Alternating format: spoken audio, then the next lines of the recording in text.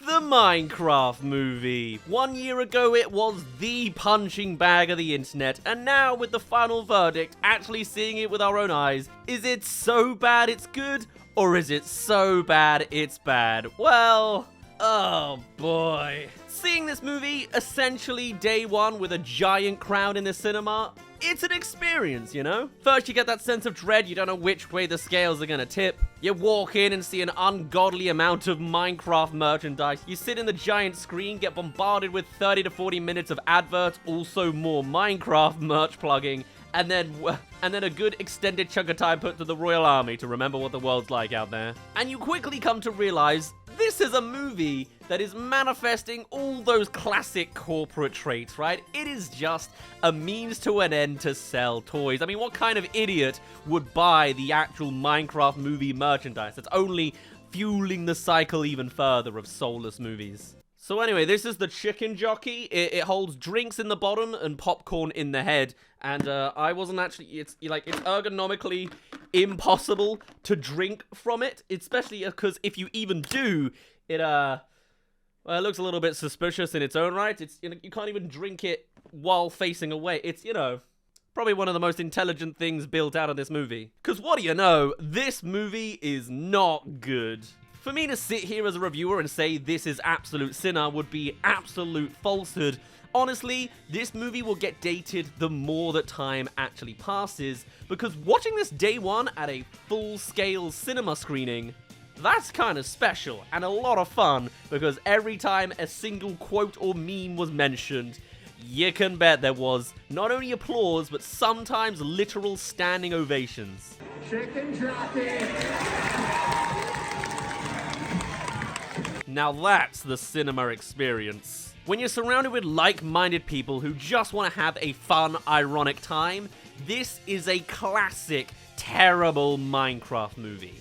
A terrible classic Minecraft movie. It is so bad, it's good, but if you were to watch this in a silent room where the jokes then you're genuinely not going to enjoy yourselves. This movie is poorly put together. It is mostly pretty damn good in being a faithful adaptation of the Minecraft mechanics, but as an actual story with writing and narrative, it is paper thin. There is almost not a story. There is so little thought put into it. For a start, the first 20 minutes is a long chunk of build-up. And sometimes that's good. It takes 20 minutes for them to reach the Minecraft world. But what we get in its place as the stepping stone into the Minecraft universe to introduce new people that might not know all the mechanics of Minecraft, i.e., the parents, is a lightning fast 8-ish minute sequence of Jack Black doing all of the Jack Black things at a breakneck pace that's hard to follow, even if you know the Minecraft stuff. They're the villagers! They're total pacifists and vegetarians.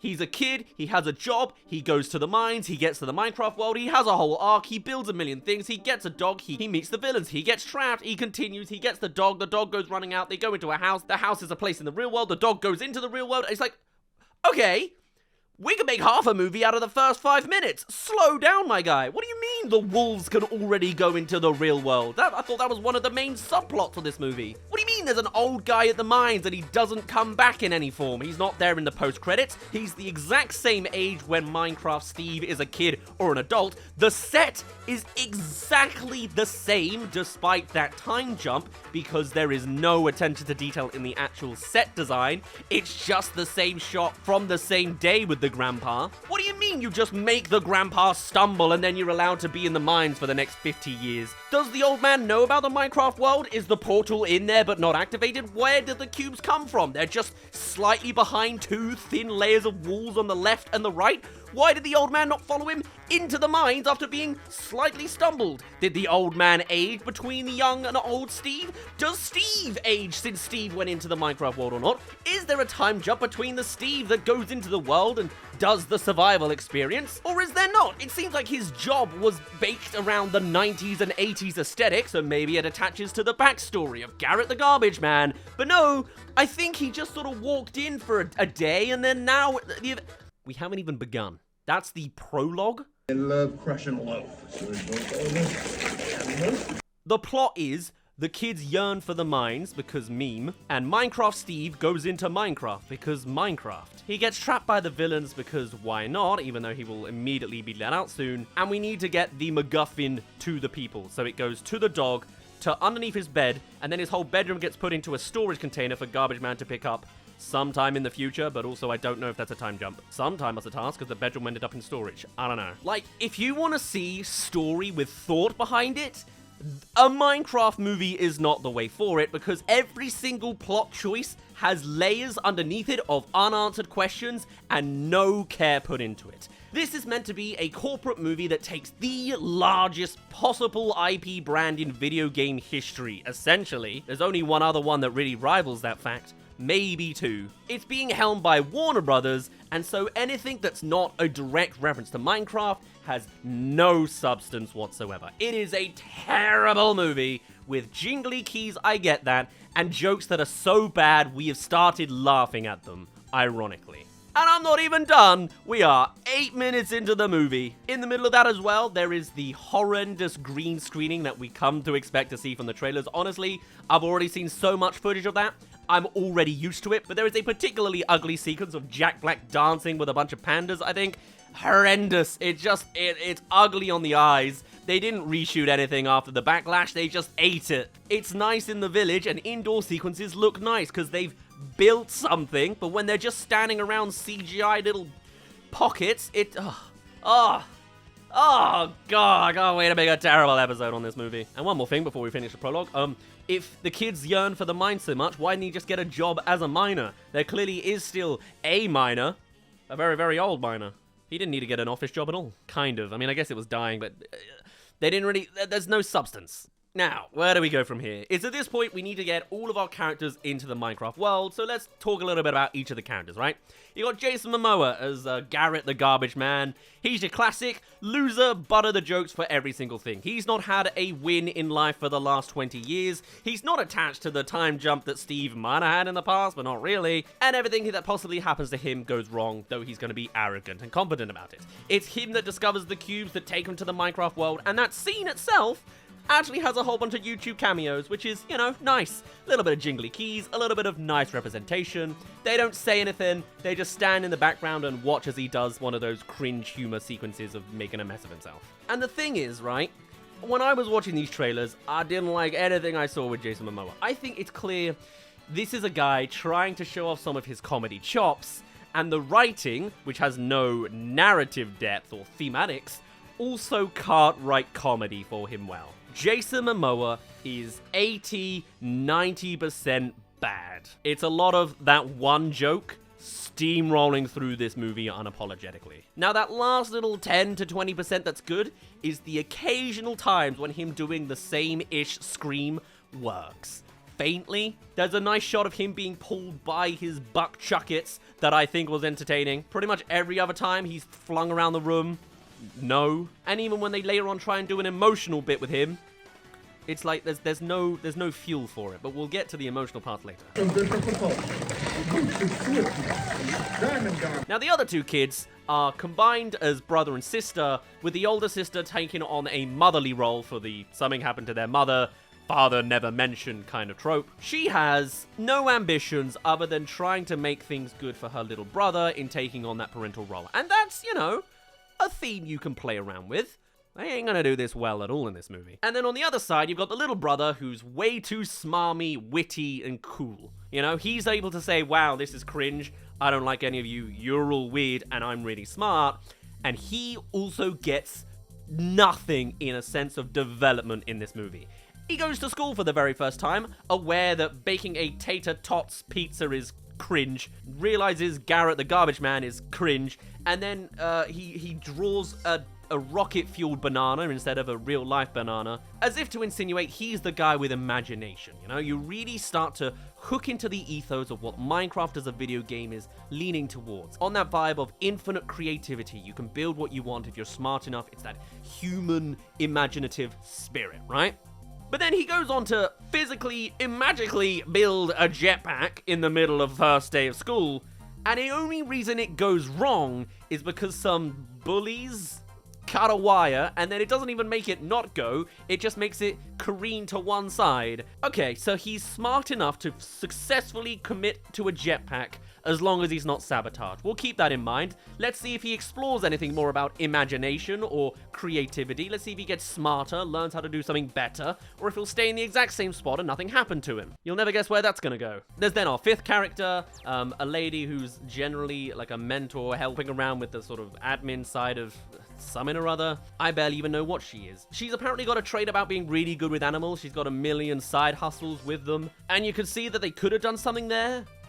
You won't see it, not really. And it's interesting because there's definitely an idea that they could have played around with of representing the 4 or 5 different play styles of playing Minecraft. That's not something we haven't seen before in general media. Maybe a bit of a weird comparison point here, but take for example GTA 5, right? That introduced 3 different players with 3 different perspectives, all kind of representing the ways different gamers played with the past Grand Theft Auto games. Namely, going from the zero to hero arc, focusing more on the story and the themes and messagings of the game, or just going out and causing absolute chaos in the gameplay. That's that ethos wrapped in a bubble, and you could have done something here about. This guy likes to fight the mobs, this guy focuses on crafting, this guy focuses on building, and this guy focuses on, I don't know, making some horrendous torture device, you know? There's definitely an element of, do you mine or do you craft? Do you explore or do you build, you know? That's not really what's going on here. We got the one creative kid, the adult that knows everything, the adult that's just the punching bag, the girl that's gonna call everybody out, and the other girl that reacts to stuff. That's their archetypes. It's really bad for narratives. But you know what it is good for? Now let's talk about the villains. So it's a bunch of like pigmen, piglin mobs. The main villain, sure, going along. They have like a collection of commanders that go up the scale that they talk to. I gotta be honest, the worst one by far has to be the Commander Chungus, which is a couple of things. First of all, it's a weird adaptation of trying to make TikTok and internet meme slang work. Chungus is so old already that that's dated, but also they unironically say the line, "I've been sent to unalive you," which I didn't think I hated that badly, to be honest. That was fine. But also with them, God, I just hated their voice and their attitude. Like, it's clearly a comedy, but God, that was a grating guy. In this world of just like everything going on, you then just have this guy being like, "So does that mean I'm fired?"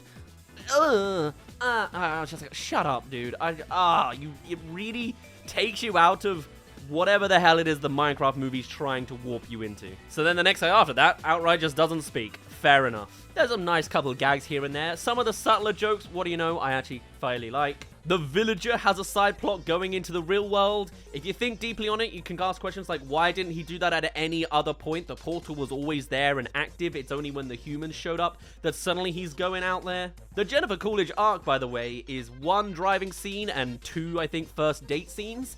And it takes place across the entire movie. While these characters are doing a million scenes and events and locations, the villager has done nothing. It's just one joke, but, you know, ironically, probably one of the more enjoyable, not serious, but, you know, at least they can act, so that's a plus. I don't even think it's necessarily the acting's wrong. I think it's just the directing and the tone and the writing is really off in a lot of places on this movie. But now we're in the Minecraft world, we're really getting into the nitty-gritty of it all, right? All these characters are flawed and thin, but then all the Minecraft things happen around the world and you can enjoy it with a little bit of eye candy. They do use a little bit of extra time to put in a very specific CGI cameo appearance for Technoblade as the pig with a crown on it and calling him a legend, and that's honestly really, really nice to see. That's a legend. And there's also a cameo from at least one of the Minecraft devs. Somehow, despite being in a full decked-out cinema screening, no one else seemed to react to them. I guess it's more subtle. They're in every single Minecraft announcement livestream, so I'm surprised nobody noticed, but there you go. It's funny that so many of these video game cameos are coming out from the waiter role. That's a nice little in-joke I can see brewing. Oh, that's it. One of my most favorite jokes in this movie is a subtle one, where one of the other waiters is like, is he Finnish? No, I think he's Swedish. As like a, nice little reference there. But yeah, the actual plot when they do the Minecraft movie stuff is there's nothing. I thought it was going to be revealed that the 2 kids were the real protagonists and the adults get taken out of the equation. No, Minecraft Steve is there essentially the whole time. He just sort of strong arms his way all the way through. And every single potential emotional conflict has no gust behind it at all. The characters get split, and so the two female characters are banded together and are spending the whole time looking to stick back to Henry. Henry sometimes faintly is like, I want to get back to my sister. But otherwise, Garrett the garbage man is gunning for riches because he's absolutely poor, and Steve is just going with the motions, I guess. And then they all have a breakdown together where the kid's really angry at him for being selfish when all he's doing is taking a slight detour to get some diamonds, sure, but there's not enough of like a stabbing, you backstab me, you say you don't care about my sister. It's just, how dare you not go to the fastest possible path towards this, and you know what I mean? There's just not a lot there. That same kid is also upset at his sister for saying that he blew up the potato factory, which is something he did in the real life with the jetpack, and it's like, yeah, but he did do that.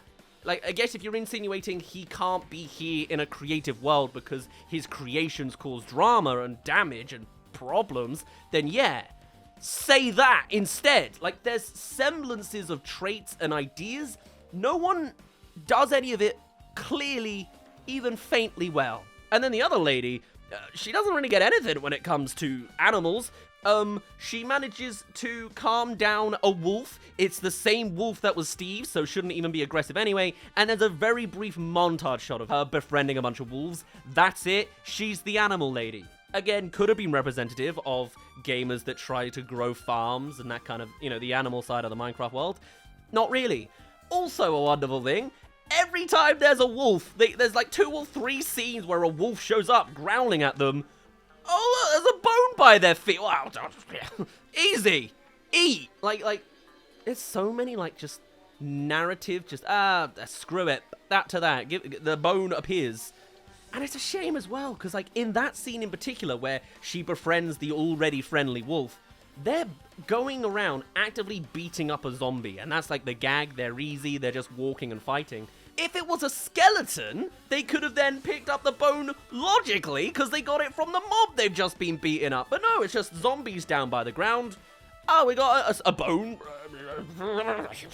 You know, like, there's no real thought behind this, because it is a soulless corporate movie. And the fact it's doing so well is entirely fueled by irony that I don't think Warner Brothers has the ability to actually upkeep. I don't even think they realize what they've made here in an ironic sense. Hello there, you've now made it to halfway through this video, so come subscribe if you're interested in more. We do reviews here when a new relevant movie pops up. But for now, let's get back to the second half of ranting about a Minecraft movie. Not to mention the fact, and it's like, I already said that this movie will get more outdated the further we go from the, yeah, he said the line, you know, unless you set up another drinking night with a bunch of friends. But also, they don't handle any of these characters' arcs well, and it's especially bad for the female characters. Not only do you split the group up to the 2 girls and the 3 boys, the 3 boys go on a big action-slinging adventure, and the 2 girls look for the boys. But also, even on their arc, they spend a chunk of time looking for a map, and it doesn't work. They try and do a brief build of a boat, and it doesn't work. They beat up a mob and find the dog that will guide them to the boys, okay. And I guess apparently in beating up that zombie, that is now the new passion of the older sister turned mother figure. She spends the whole movie only caring about her little brother, and there's something familial about that that's, you know, could have been nice. But it turns out that fighting, the martial arts, is now the passion she's gonna follow into the epilogue. Which is like, okay, cool, so female character becomes fighter. That's how she's strong. Okay, what else does she do in the movie beyond just talking about being in the mother role? Oh, well, they go out of their way to, after this point, build a mushroom house and then stay in it. And that's it. And, like, the boys will end up in that mushroom house where they say, oh, how did we get here? And it turns out the girls saved them while they were unconscious. Is there a scene of that? No, they just appear in the bed, in the mushroom house, where the girls are just, yeah, we built a house. Okay. No, you know what I mean? Like, it's nothing egregious, but you've taken the 2 female characters, taken them out of any of the story or the adventure or the action, and then you've made them do the housework. They build a house and wait for the boys to show up. And it's like, that's not, like, you know, Considering Minecraft is one of the biggest video games of all time, and with it comes a massive female player base, I don't know, it would have been nice to represent a little bit more for them, you know? Not to say that they have to be the upfront action fighter. In fact, I almost feel like that's in its own way a little bit reductive and is what they kind of do. It's all they came up with for the end. Oh, she's a badass girl now. She fights. Like, isn't this kind of the trope that the Jumanji remake was kind of parodying off of? How have you remade Jumanji again and then not picked up the sort of points and slight elements of depth it was going with? It's a little bit of commentary on the weird representation of females in video games. So why did you just take that and then make that real? Kind of. They just chucked it along in the prologue anyway. She doesn't seem to actually be like that in the Minecraft world. Whatever. Speaking of, everybody else equally as thin and nothingness, right? Considering Minecraft was meant to be this idea of imagination and creativity, the boy, is he imaginative, creative, and smart? Yeah. Does he show it in the Minecraft world? No, not really. He does at the very, very start. He builds a gun. He builds a tater-tot gun out of a crafting table. Cool. Weird. Kind of a shame that you have to explore out of the bounds of the gameplay of Minecraft in order to tell a movie. I kind of like the idea of, you know, keep it in, but hey, I'll be always a Gen 1er that wants things more faithful. But he does that at the very beginning. He's smart at the very start.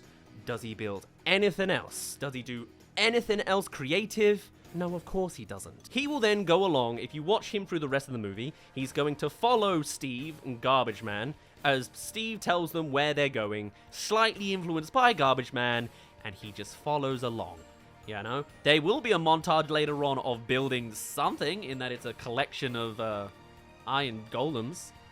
That's it. There's no big inventive build. He builds a castle, a wood cube, to defend themselves in the beginning. You know what I mean? Like, for it to be all about creativity and imagination, with a lot of parallels to the likes of the Lego movie, nothing gets made. I was concerned when I saw in the trailer the animal girl building a explosive line that's just a single line of redstone with a lever at the end.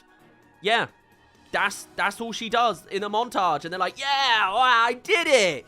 You drew a line in the ground. Incredible. Considering the fact that in the real Minecraft world, you can build an unending amount of amazing creative things, even if you skip over the actual production and just cut to the end. I mean, Steve's been here for years.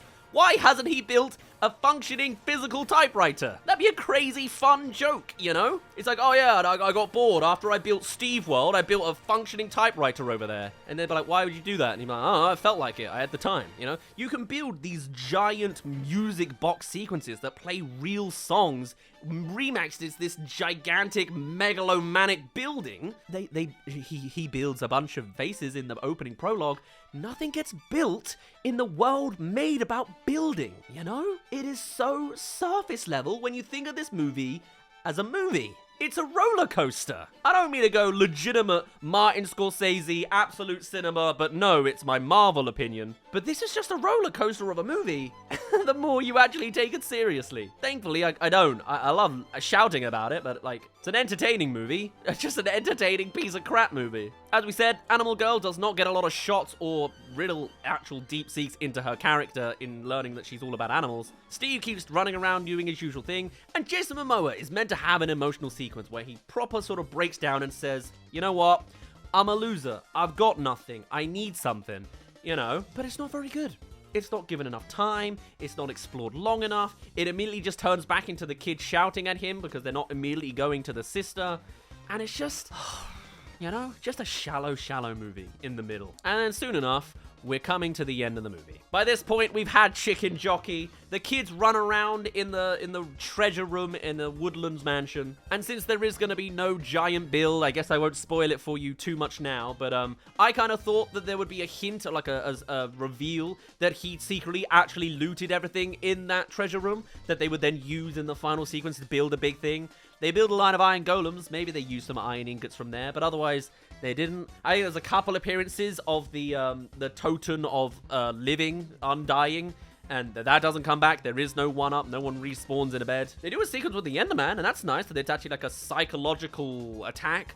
The kid then just blinks out of it because plot needs to move, I don't know. Or even just, I completely forgot, I've done so much skipping around. The kid also does just randomly start punching a tree to get going. Like, that's a real solid beat you need to make people understand. How do you get people to do the leap from real-life logic to Minecraft logic? They don't. He bumps his head on the middle of a tree and it breaks in one block. So his next step is punch it multiple times and it becomes a block. Like, that's a stretch of an action. Garbage Man accidentally discovering one hit with a shovel does something logically makes sense because he was by a shovel and needed a dig to escape. Just, you know, there's no thinking in this movie. If you do dig hard enough, maybe sometimes you'll find something satisfying, like the kid recommending a way to get through the Woodlands mansion quickly by referencing a speedrunning technique of building up the side and jumping through the window. Don't know if it's meant to be a speedrunning reference, but I know enough of Minecraft speedruns to know it could be. Kind of. Whilst at other times, if you look into it deep enough in the sense of look at the most recent Minecraft update, you'll then find that actually it's horrible looking at what happens to the ghasts in this movie, because yes, they are in the overworld now, but they're sad, and you feel bad for them knowing their lore, and that they're actually sad and because they're from the Nether, and they cry healing tears to save their children, and they die with sad faces on. They're not angry the whole time, and you're like, oh man, you've just introduced to me as horrendous, sad, tragic ghast lore, and now I have to watch them being exploded unceremoniously with no good ones in this movie. Why didn't you mix this movie in with the latest update? There's references to some of the other updates, like slashing down with a sword and a couple other things here and there, but like, why would you not do that? It wasn't delayed, was it? So reference the current, you know what I mean? That would have been great as well if you saw a happy ghast in this movie. That ties so much better to the latest update we've seen in the actual games. Am I stupid? Anyway, we're now coming to the spoiler territory. We're coming to the final act of the movie, so be warned if you want to know. It's all equally as bad. I like that they set up a lineup of iron golems. That was like the most creative thing. But even then as well, they introduce a Boots of Swiftness boosted iron golem. For some reason, why? I think it says something when your writers don't have the creative ability to write a compelling, functioning story without having to literally break out of the lines and guides of the game it's adapting. You know what I mean? Like, you should have everything available in the Minecraft world to build a story. If you have to actually take more out of what's already established in one of the most open building games in existence, still, cool. They upgraded an Iron Golem, cool. He had a couple extra moments, cool. He turned into Iron Man, essentially. Okay, fine, whatever. Again, I thought there'd be some big, crazy build. It's just an army fight. And then, you know, it has all your classic moments. The big villain Piglin's running towards one of the children. Well, she's not a child. Is she a child? I don't know what her age is. She looks so young and she's driving a car in this movie. Anyway. You know, she's being charged, and then one of the other characters whistles, so they stop attacking the child in front of them, turn, ready to be attacked by a bunch of wolves. It's a lot of just like, man, what are you doing? What is this? What's going on here? The kid goes up using an ender pearl that was shot from his gun. That's nice. To get to the cube and then falls down. They get saved by a Deus Ex Machina. The garbage man lived because he was supposed to die off of an explosion, but there was clearly a body of water underneath the bridge, so of course he was going to live. But also, apparently he used the water bucket trick to survive, but you saw he was above a river. Forget about it, we're skipping. Everything happy happens. The darkness rain that comes in fixes itself. And then there is at least a funny scene with Jack Black talking to the villain, who repeatedly is like, come closer, sneak attack. And they do it 3 times, and I'm like, wow, you really committed. It was funny-ish, not funny, and then funny again. But then also, the moment you look at it and ask questions, it suddenly doesn't make sense. Like, this villain goes out of their way to have a tiny, tiny potion of non-zombifying to give out to their goons. It's clearly not enough to fuel them, but works enough. But then by the end, the whole army's coming through, and they're swinging, like, I've forgotten what it's called, but, like, stuff that stops them zombifying. So then, if that's the case, what is the villain dying of by the end? They're all becoming zombified, I guess, because the curse is broken. Is that what protect them? Maybe that was it. Because then also, the villain's surrounded by 2 little pig slaves swinging I want to call it netherite. I don't think that's it either. And they live, because I guess they're holding it, but it's like, is it because are they stepping away from the villain, so that's why they're becoming zombified? Or Did they get a stab wound that Steve didn't show? I doubt it. And even then, there is more that happens to a piglin after that. There are zombie pigmen, you know? But we don't see any of that. We don't see them all becoming zombies at the end. So, like, none of it makes sense when you think about it. Because you're not meant to think about this movie. You're meant to consume it out of your chicken jockey popcorn machine, you know? But head empty, just like the movie. And so with the villain defeated and everyone available, it's time for the epilogue of the movie. Time to wrap together all of the messages and the arcs. What is the solution for everyone's problem? Well, everyone leaves the Minecraft world, and so does Steve, because maybe it's time he brings some of his creative magic to the real world. Stop playing video games, you nerds. Alright, fine. What is the solution? How does Steve showcase a little bit of magic, a little bit of invention in the real world? And how does the garbage man pay off his debt since he didn't take the Minecraft diamonds? The answer is they band together and make a new indie retro arcade machine game. And it's like, okay, you became entrepreneurs to come out of your poor lifestylings. Sure, what a wonderful classic pipeline that is.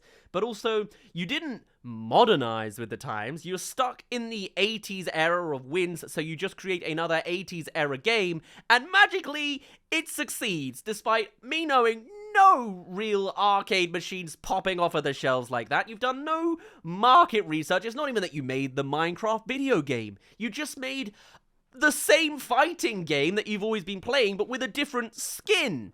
That's not creative. That's plagiarism. That's tracing. But hey, it solves all of their problems. Sure. The older sister mother learns she wants to be a martial artist now because ka-chow.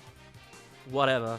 And the boy, bloody hell, the boy goes to school the next day and successfully builds a jetpack. Woo! He could have done that from the start. He was sabotaged. He didn't get smarter. He just didn't get sabotaged this time. He's done nothing. He showed up, I can build a jetpack. And now, the next day, I can build a jetpack. It works this time. Then what are we doing? Where is the intelligence? Where is the creativity? Where is the ethos? Where is the Lego movie in this Minecraft movie? You know what I mean? The Lego movie was far better than what it was expected to be, just a shill of a toy IP. The Minecraft movie is what we thought the Lego movie was. There is no faith in storytelling, and there's no faith in sales either. This is the largest top 3 video game brands of all time, and it is shoved 90-80% with Jack Black shenanigans and Jason Momoa tries comedy. There is no faith in the real original protagonist characters. It's look at these celebrities doing funny things. It's funny that they have a funky, semi-homoerotic relationship vibes to them, but they don't trust you to enjoy the story unless it's 2 of the biggest Warner Brothers contained names that they have, you know? Well, that's Jason Momoa at least. Jack Black, he gets around. Oh, and the other lady, yeah, she gets Steve's dog and then shows him around, like, it's like, oh, look at my pet. It's a cube, ain't that cool? And it's like, okay, so what did she do to earn that for a start? Why does she earn a dog? Why is her talent, look at my dog? And why doesn't Steve get to keep his pet? Because she's good with animals? It's his pet! And then there's the post-credit scene. Oh my god. So, the villager ends up marrying Jennifer Coolidge, and you're waiting for it, right? You know why they hired Jennifer Coolidge for this. She literally embodies, and you know what? She does speak villager. She, it turns out, learns how to speak villager language. The villager learns how to speak English, and of course, it's the voice of the Jumanji guy. You got a lovely reference there. She's right, Clemente. You're totally right. And now... But when Jennifer's doing the villager voice, she doesn't go, once. She goes, that's not the villager voice! And that's not even it. That's not even it. There's no old man in the credits. I thought maybe he was going to turn out to be Herobrine or some sort of twist of, I don't know, man. Literally anything. He just got stumbled and then phased out of existence. And then at the real post credits, you know, what else is possibly left? If it's not Herobrine, what is it? It is Steve going back to his original house. Someone new has moved in. It's the back of a female's head. They're ginger. They're wearing green. It's the sequel bait lineup for a new Alex character. Bing, bam, boom, hit your bingo list, center of the board. Bingo! You come out of the movie, you buy all the merchandise, you realize that all of the local McDonald's are running Minecraft merchandise, and it's not even a Minecraft thing, it's a freaking Grimace McDonald's merchandise just cubified. What a waste! And you realize, of course, this was the punching bag of the internet for a reason. It wasn't getting Sonic the Hedgehog reworked, it is Warner Brothers. They double down on the crap.